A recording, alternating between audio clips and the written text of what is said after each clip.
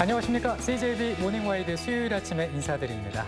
네, 국민지원금 신청하셨나요? 지난 월요일부터 출생연도 끝자리 숫자에 맞춰서 신청이 진행되고 있는데요. 네. 이에 따른 스미싱 수법에 피해가 없도록 주의하셔야겠습니다. 그렇습니다. 정부나 카드사를 사칭하거나 지원금 지급 대상과 금액, 카드 사용 승인, 지원금 충전 등 국민지원금 안내 정보를 가장해서 의심스러운 인터넷 주소 클릭을 유도하는 수법인데요. 절대 전화를 걸거나 그 주소를 클릭해서는 안 됩니다. 네, 문자 메시지 등으로 수신된 금융회사나 공공기관의 홈페이지는 반드시 인터넷 검색을 통해 정확한 주소인지 확인하시고요. 피해가 발생했을 땐 한국인터넷진흥원 118 상담센터를 통해 도움받을 수 있다고 하니 네. 잊지 마셔야겠습니다. 오늘 CJB 모닝와이드 뉴스 시작합니다.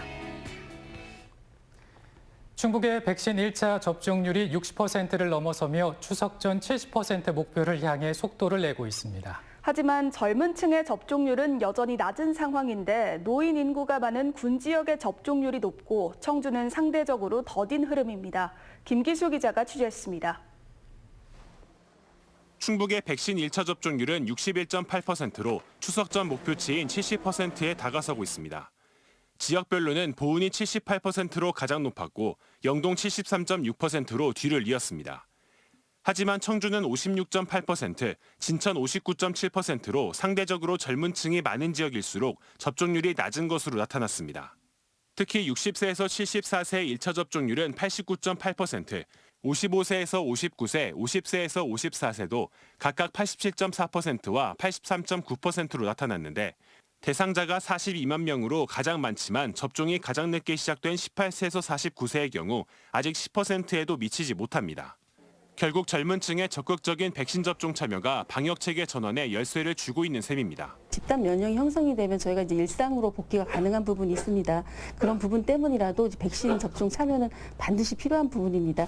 이상 반응에 대한 불안한 감은 있으시겠지만 그 부분은 극히 일부인 부분도 있으니까. 이런 가운데 신규 확진자도 청주를 중심으로 발생하고 있습니다. 전체 누적 확진자 가운데 절반가량이 청주에서 발생하면서 좀처럼 진정될 기미가 보이지 않는 상황입니다.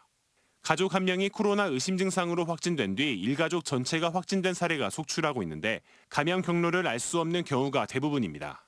여기에 확진자 가족을 통한 N차 감염이 꼬리를 물고 이어지고 있습니다. 방역당국은 조기에 확진자를 찾아내 감염 경로를 끊어내는 것이 무엇보다 중요하다며 조금이라도 의심 증상이 있거나 타 지역을 방문한 경우 반드시 선별진료소를 찾아줄 것을 당부했습니다. CJB 김기수입니다. 대통령 선거는 국가적 어젠다뿐만 아니라 지역 현안을 해결할 수 있는 그리고 앞당길 수 있는 절호의 기회가 되기도 합니다. 좋은 사업들을 적기에 발굴해 공약에 반영시키는 것은 각 지역의 몫인데요. 충청북도가 대선 공약으로 건의할 현안 사업 발굴에 나섰습니다. 구준혜 기자입니다. 문재인 대통령이 2017년 대선 후보 시절 약속했던 충북 관련 공약입니다. 오송 3 생명과학 국가산단 조성, 청주공항 중부권 거점 공항 육성, 중부고속도로 확장 등 17가지입니다. 이 중 15개 사업이 새 정부 국정과제에 반영돼 지역 발전에 동력이 됐습니다. 충청북도가 각계 전문가로 구성된 도정 정책자문단을 소집했습니다. 20대 대선 주자에게 건의할 공약을 논의하기 위한 자리입니다. 아이디어를 더 내고 보완할 거는 보완하고 추가할 거 찾고 해서 좀 더 우리 충북의 발전에 도움이 될 수 있는 그런 좋은 정책들을 마련하는데 충청북도는 지난 6월 TF를 구성해 시군과 유관기관으로부터 의견을 받아 건의할 공약 사업을 구체화해왔습니다. 충북 100년 먹거리 마련을 목표로 정부 정책 기조에 부합하는 대규모 국비 사업과 주요 현안, 국가 균형 발전 사업, 제도 개선 과제 등으로 선정 방향을 정했습니다. 대략 20개 과제에 74개 세부 사업을 추린 것으로 알려졌습니다. 세부적으로는 메가시티 특별청 신설, 강호축 특별법 제정, 백두대간 순환도로 건설, 청주공항 행정수도 관문공항화 등이 눈에 띕니다. 이 밖에도 충북선 철도 고속화와 시스템 반도체 첨단 패키징 플랫폼 구축 등 그동안 정부 여당에 건의해온 사업들이 상당수 포함된 것으로 알려졌습니다. 한 41조 정도 규모의 과제를 발굴을 이렇게 했습니다. 종합적으로 조정을 해서 최종 우리 충북도의 대선 공약을 확정해야 될 것 같습니다. 충청북도는 이달 중 건의할 공약을 확정한 뒤 각 정당과 후보들에게 보내 적극 반영될 수 있도록 할 방침입니다. CJB 구준혜입니다. 내년 2월 첫 삽을 뜰 예정인 청주시 신청사 신축공사가 청주병원과의 보상비 협상 난항으로 부분 착공할 것으로 보입니다.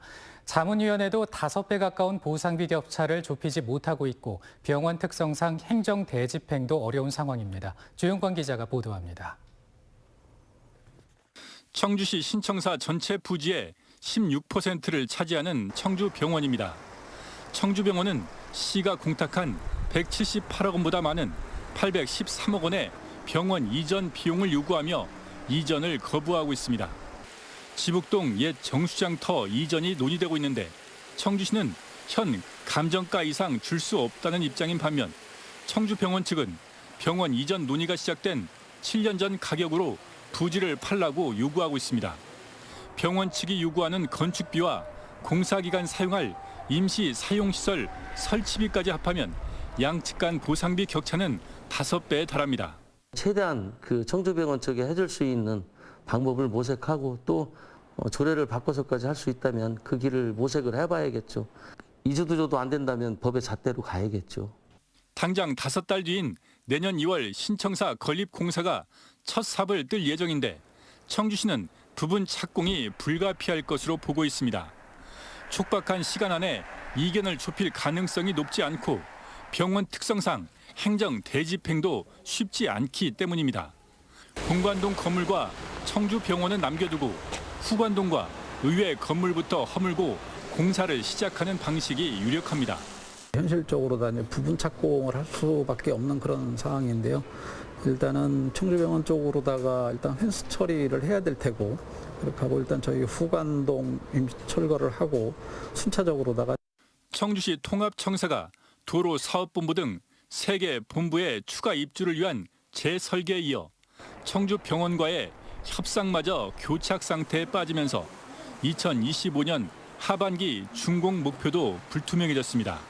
CJB 주윤광입니다. 2021 청주공예 비엔날레가 공생의 도구를 주제로 오늘부터 40일간의 여정을 시작합니다. 전 세계가 코로나로 씨름하고 있는 요즘 함께 살아간다는 것의 진정한 의미는 무엇인지 다양한 공예 작품들로 풀어냈습니다. 안정은 기자입니다. 천연 염색과 손바느질로 완성한 다양한 종류의 의상들입니다. 태국의 섬유 작가 솜폰 인타라프라용은 작품 판매 수익금으로 어려운 지역의 아동교육 사업을 지원하고 있습니다. 공예를 통한 공생의 실천입니다. 올해로 12회째인 2021 청주공예 비엔날레가 공생의 도구를 주제로 찾아왔습니다. 전 세계 309명의 작가가 만든 1,100여 점의 작품을 만나볼 수 있습니다. 노동과 생명 등 4개관으로 전시를 구성해 이분법적인 공예관을 탈피하고자 했습니다. 이분법적으로 나눠서 전통과 현대니 쓸모니 아름다움이니 이렇게 자꾸 구분해서 보는 그런 경향이 있습니다. 그런데 모든 것을 좀 통합적으로 보고 유기적으로 보는 그런 사고가 좀 필요한 시점이 아닌가. 올해 비엔날레는 코로나19로 온오프라인에서 동시 진행합니다. 오프라인 전시는 온라인과의 차별성을 위해 경험하는 공예를 강화했습니다. 뜨개질로 바닷속을 재현한 이곳은 시각과 청각 등 오감을 만족하는 전시 체험 공간으로 꾸며졌습니다. 이 밖에 프랑스 공예의 현주소가 담긴 프랑스 초대국가관과 공예 공모전 출품 작품들도 만나볼 수 있습니다. 조직위는 방역을 위해 사전 예약을 받는 등 시간대별 입장객 수를 제한한다는 방침입니다. 거리두기 수칙을 철저히 지키고 또 1시간 반에 한 번씩 철저하게 소독을 하기 때문에 그 안전한 관람에 전혀 문제가 없을 것입니다. 내덕동 문화제조창에서 열리는 청주공예 비엔날레는 성인 입장권이 12,000원으로 관람객들이 한꺼번에 몰리지 않도록 사전 예약이 권장됩니다. CJB 안정은입니다. 코로나19로 건강관리에 대한 관심이 높아지면서 면역력을 높여준다는 홍삼 스틱 많이들 애용하시는데요. 하지만 제품별로 가격이 최대 4배 이상 차이가 났고 핵심 성분인 진세노사이드 함량은 최대 11배나 차이가 나는 것으로 드러났습니다. 이윤영 기자의 보도입니다. 소비자 선호도가 높은 13개 종류의 홍삼 스틱입니다. 한국소비자원이 시험 평가한 결과 한 포당 가격은 763원에서 3,200원으로 최대 4배 이상 차이가 났습니다. 홍삼정 에브리타임이 한 포에 3,200원으로 가장 비쌌고 홍삼 가득 담은 6년근 골드 스틱은 가장 저렴하면서도 중량은 12g으로 가장 많았습니다. 홍삼의 핵심 성분인 진세노사이드 함량은 제품 간 최대 11배나 차이가 났습니다. 진세노사이드는 면역력 증진, 피로 개선을 통한 혈액 흐름, 기억력 개선, 항산화 등에 도움을 주는 성분으로 홍삼정 프리미엄이 한 포당 33mg으로 가장 많았지만 개성상인 하루 홍삼 플러스는 이에 10분의 1도 안 되는 3mg으로 가장 적었습니다. 특히 한 개 제품은 진세노사이드 함량이 표시량의 67%에 불과해 기준에 부적합한 것으로 조사됐습니다. 해당 제품의 경우에 있어서는 진세노사이드 함량이 일일 섭취 기준치에 미달했기 때문에 이제 관계기관에 저희들이 통보를 했고요. 또한 홍삼 스틱별로 점도나 당류 함량의 차이가 큰데 진세노사이드 함량과는 관계가 없는 것으로 조사됐습니다. 제품 점도와 진세노사이드 함량 사이에는 상관성이 없었습니다. 따라서 점도보다는 표시사항에 있는 진세노사이드 함량을 확인하시고 제품을 구매하시기 바랍니다. 홍삼 스틱에 대한 자세한 가격, 품질 비교 정보는 소비자24 홈페이지에서 확인할 수 있습니다. CJB 이윤영입니다.